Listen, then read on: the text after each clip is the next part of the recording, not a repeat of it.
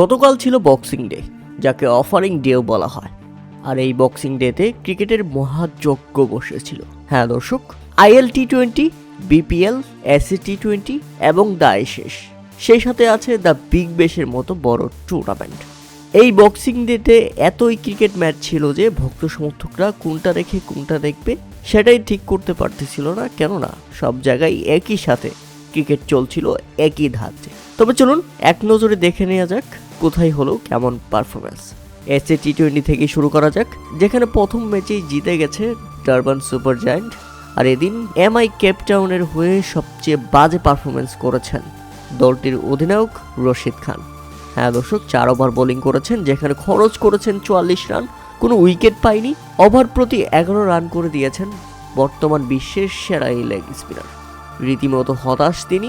তার মতো একজন লেগ স্পিনার যেখানে 44 রান খরচ করে 4 ওভারে, সেখানে দল জিতবে কিভাবে? তাই তো প্রথমে ব্যাটিং করতে নেমে ডারবান সুপার জায়ান্ট নির্ধারিত 20 ওভারে 5 উইকেট হারিয়ে 232 রানের বিশাল লক্ষ্য দাঁড় করায়। আর যেভাবে ব্যাটিং করতে নেমে 217 রানে থেমে যায় MI কেপটাউন। এরপর আসি দ্য বিগ ব্যাশ। বিগ ব্যাশে বাংলাদেশের হয়ে একমাত্র প্রতিনিধিত্ব করছেন রিশাদ হোসেন। এদিন পার্থের বিপক্ষে দুর্দান্ত জয় তুলে নিয়েছে তার দল। তাই তো ম্যাচ শেষে রিশাদ হোসেনের প্রশংসা করতে ভুলেননি দলটির তারকা ব্যাটসম্যান এবং সতীর্থ টিম ডেভিড। এদিন রিশাদ হোসেন দুর্দান্ত বোলিং করেছেন, 4 ওভারে খরচ করেছেন 33 রান, তুলে নিয়েছেন 3 উইকেট। বাংলাদেশের একমাত্র লেগ স্পিনার ধারাভাষ্যক কক্ষ থেকে প্রশংসার পাশাপাশি প্রশংসা পেয়েছেন দলের সতীর্থের কাছ থেকেও।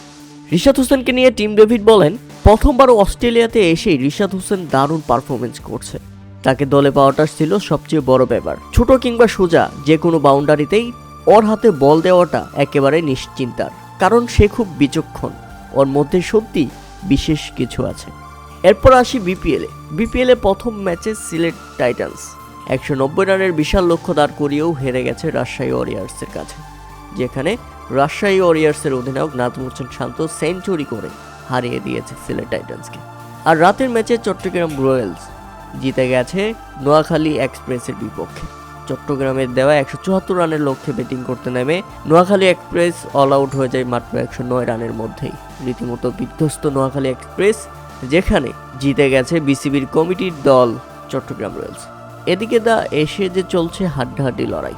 প্রথমে ব্যাটিং করতে নেমে 152 রানে অল আউট হয়ে যায় অস্ট্রেলিয়া, আর জবাবে ব্যাটিং করতে নেমে 110 রানে অল আউট হয়ে যায় ইংল্যান্ড।